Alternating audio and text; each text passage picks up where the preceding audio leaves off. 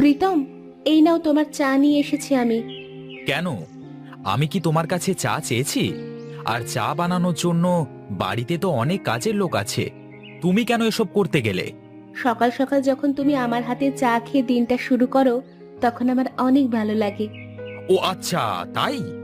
যদি এই ব্যাপারই হয় তাহলে চাটা নিয়ে যাও, আমি চা খাবো না। যত সব। তুমি কিছুদিন ধরে আমার সাথে এমন ব্যবহার কেন করছো প্রীতম?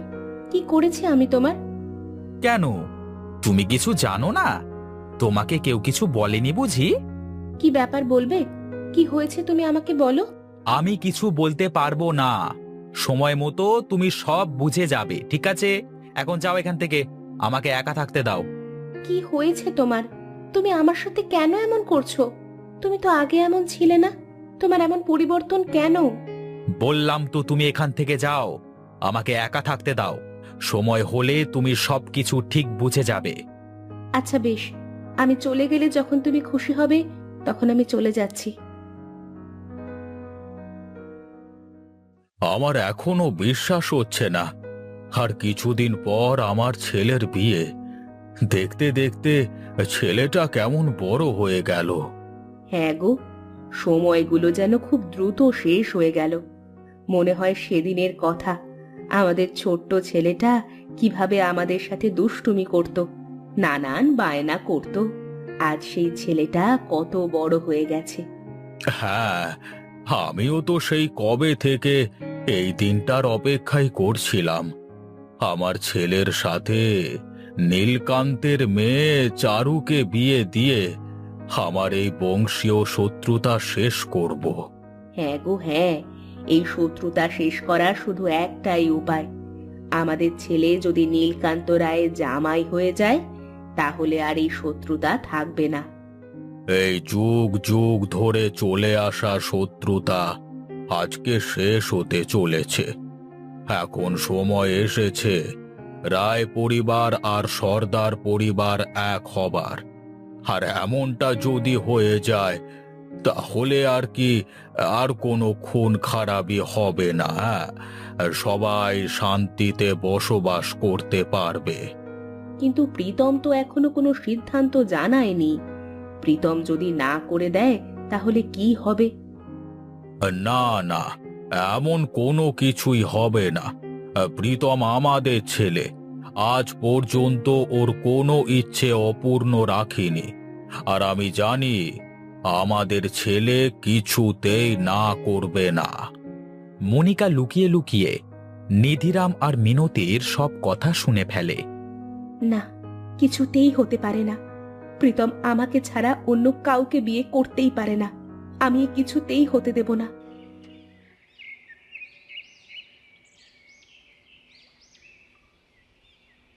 প্রীতম, তুমি এটা কি করে করতে পারো?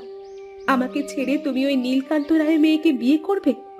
আমি এটা কিছুতেই হতে দেব না।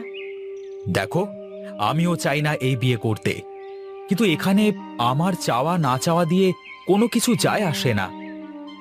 সর্দার পরিবার আর রায় পরিবারের মধ্যে এই শত্রুতা বহু বছর ধরে চলে আসছে। তাই বাবা চান আমাকে নীলকান্ত রায়ের মেয়ের সাথে বিয়ে দিয়ে এই পুরনো শত্রুতা শেষ করতে। তুমি সবার কথা ভাবলে, আমার কথা একবারও ভাবলে না? আমি যে সেই ছোট্টবেলা থেকে এই বাড়ির বউ হওয়ার স্বপ্ন দেখেছি, তুমি দেখিয়েছো স্বপ্ন। আমার কি হবে? আমার যা বলবার ছিল আমি বলে দিয়েছি, আমার আর কিচ্ছু করবার নেই। এখান থেকে চলে যাও, অনেক দূরে কোথাও চলে যাও। সেটা আমাদের দুজনের জন্যই ভালো হবে।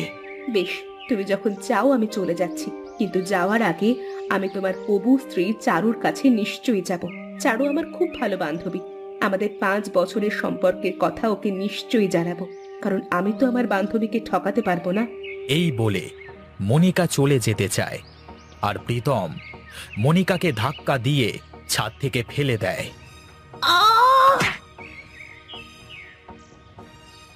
মনিকার চিৎকার শুনে মিনতি আর নিধিরাম সেখানে ছুটে আসে।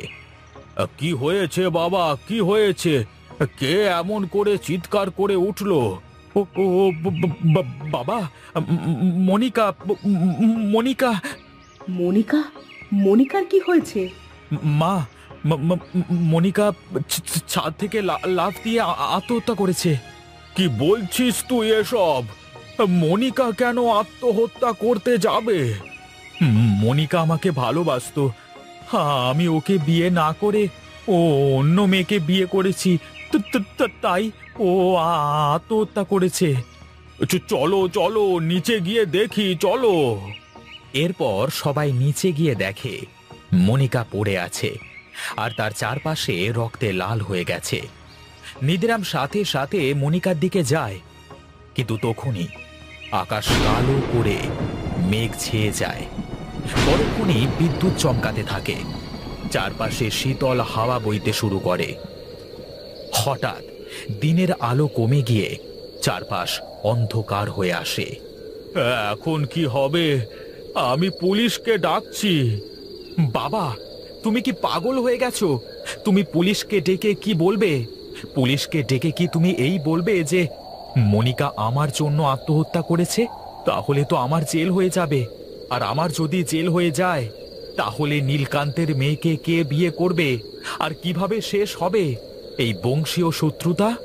হ্যাঁ হ্যাঁ, নীলকান্তের কানে এই খবর পৌঁছানো চলবে না।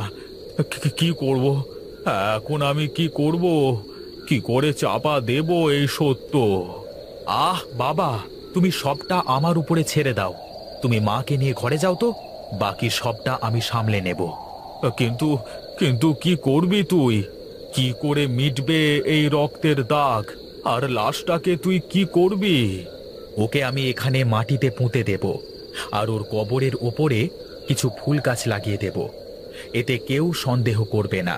তুমি ঘরে যাও বাবা, বাকি সবটা আমি দেখে নিচ্ছি। প্রীতমের কথা মতো মিনতি আর নিধিরাম সর্দার ঘরে চলে যায়। এদিকে প্রীতম মনিকার লাশ মাটিতে পুঁতে দিয়ে তার উপরে কিছু ফুল গাছ লাগিয়ে দিয়ে সেখান থেকে চলে যায়।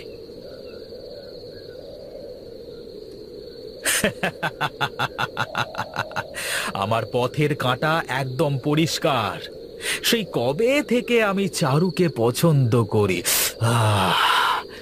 চারুকে পাওয়ার জন্য আমি এত সব নাটক রচনা করলাম, আর তুই কি না আমার সব প্ল্যানে জল ঢালতে চাইছিলিস? হ্যাঁ, এখন থাক, ফুলের বাগানে ফুল সেজে থাক।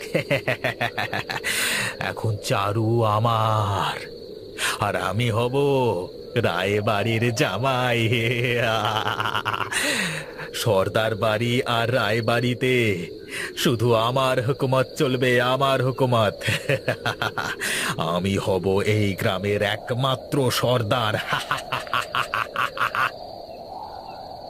নীলকান্তের মেয়ে চারু তার ঘরে ঘুমাচ্ছে।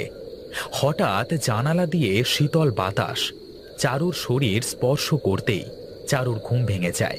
ঘুম ভাঙতেই চারুর চোখ পড়ে যায় জানালার দিকে। সে দেখে সেখানে একটা সাদা শাড়ি পরা মেয়ে তাদের বাড়ির বাগানের মধ্যে হাঁটছে। আরে, এত রাতে বাগানের মধ্যে কি এমন হেঁটে বেড়াচ্ছে? যাই তো, গিয়ে দেখি তো। চারু তার ঘরের দরজা খুলে মেয়েটির পেছন পেছন হাঁটতে থাকে। সে হাঁটতে হাঁটতে অনেকটা দূরে যাওয়ার পরে বলে ওঠে, কে তুমি মেয়ে? এত রাতে একা একা তুমি কি করছো এখানে? আরে মনিকা, তুই এখানে? হো, বুঝতে পেরেছি, আমাকে ভয় দেখানোর ধান্দা, তাই না? আমি কিন্তু তোকে দেখে একদমই ভয় পাইনি। আমার কথা মন দিয়ে শোন চারু, তুই প্রীতমকে বিয়ে করিস না। বিধবা হয়ে যাবি তুই। আমি মেরে ফেলবো প্রীতমকে। বাজে কথা বাদ দে তো মনিকা, এখন আমার মজা করার মতো একদম মুড নেই। তুই চল, আমার সাথে চল। তুই বোঝার চেষ্টা কর, আমি আর বেঁচে নেই। তোর প্রীতম আমাকে ছাদ থেকে ফেলে দিয়ে মেরে ফেলেছে। প্রীতম তোকে বিয়ে করতে চায় শুধু এই এলাকার জমিদারি পাওয়ার জন্য। তুই ওকে বিয়ে করিস না। ওহ মনিকা, এবার কিন্তু বেশি বেশি হয়ে যাচ্ছে। তুই আমার হবু জামাইকে নিয়ে এভাবে মজা করতে পারিস না। তোর মনে হচ্ছে আমি মজা করছি? এবার তুই ঠিক বিশ্বাস করবি। এই বলে মনিকা তার আসল রূপে ফিরে আসে। মনিকার চোখ দুটি লাল হয়ে আসে, তার কপাল বেয়ে রক্তের ফোঁটা গড়িয়ে পড়ে। এসব দৃশ্য দেখে চারু অজ্ঞান হয়ে মাটিতে পড়ে যায়। সকালবেলায় চারুর জ্ঞান ফিরে আসে। সে দেখতে পায় সে তার ঘরের বিছানাতে শুয়ে আছে। আরে, আমি এখানে কি করে আসলাম? আমি তো কাল রাতে মাঠের মধ্যে ছিলাম।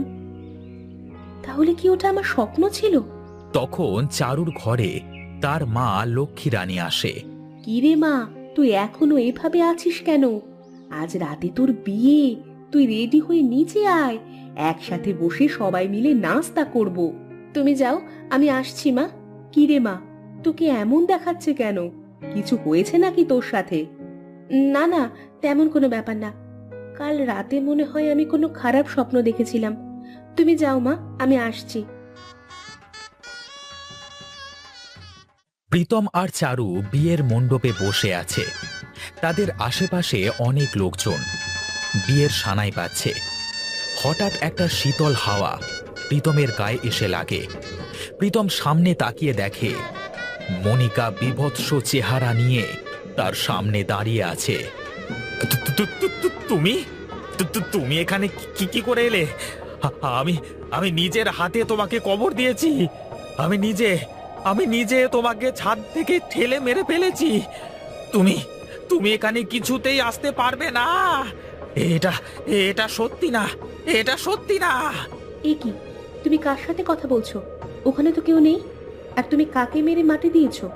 ও ও ওখানেই আছে, আমার সামনে দাঁড়িয়ে। তুমি তুমি ওকে দেখতে পাচ্ছ না? দেখতে পাচ্ছ না? ওই তো ওখানে দাঁড়িয়ে আছে। আমাকে তুই ছাড়া আর কেউ দেখতে পারবে না, আর না পাবে শুনতে আমার কথা। তুই মরবি, আজ তোকে মরতেই হবে। মনিকার মুখে এসব কথা শুনে প্রীতম বিয়ের মণ্ডপ থেকে উঠে দৌড় দিয়ে জঙ্গলের দিকে চলে যায়। চারু সেখানেই বসে থাকে। তখন চারুর সামনে মনিকা আসে। আমি এখন সব বুঝতে পেরে গেছি। কাল রাতে আমার সাথে যা ঘটেছিল সেটা মোটেও কোনো স্বপ্ন ছিল না। যাও, মেরে ফেলো প্রীতমকে। যেমন করে ও তোমাকে মেরেছে, তুমি তোমার বদলা নাও। তখন মনিকার আত্মা সেখান থেকে অদৃশ্য হয়ে গিয়ে প্রীতমের সামনে উপস্থিত হয়। কোথায় পালাচ্ছিস তুই? পালিয়ে তুই বাঁচতে পারবি না, তোকে মরতেই হবে। আমার আমার ভুল হয়ে গেছে, আমাকে তুমি মাফ করে দাও। দয়া করে আমাকে তুমি মেরো না আমাকে তুমি। তোকে আমি নিজের থেকেও বেশি ভালোবাসতাম, আর তুই সেই ভালোবাসার উপহার দিলি মৃত্যু। আমার কাছে আর কোনো রাস্তা ছিল না। আমি তোমাকে অনেক ভালোবাসতাম গো, কিন্তু এই দুই পরিবারের জন্য আমাকে এই কাজটা করতে হয়েছে। রাগের মাথায় ছিলাম, বুঝতে পারিনি। আমাকে তুমি মাফ করে দাও, একবার মাফ করে দাও দয়া করে। আমি সব জানি। তুই এই এলাকার জমিদারি করার জন্য চারুকে বিয়ে করতে চেয়েছিলি, আর আমাকে তুই কখনোই ভালোবাসিসনি। আর তোকে ভালোবাসার অপরাধে তুই আমাকে মেরে ফেলেছিস। আজ তোকে মরতেই হবে। এই বলে মনিকা তার শক্তি ব্যবহার করে প্রীতমের গায়ে আগুন লাগিয়ে দেয়। ওরে বাবা, আগুন জ্বলে যাচ্ছে।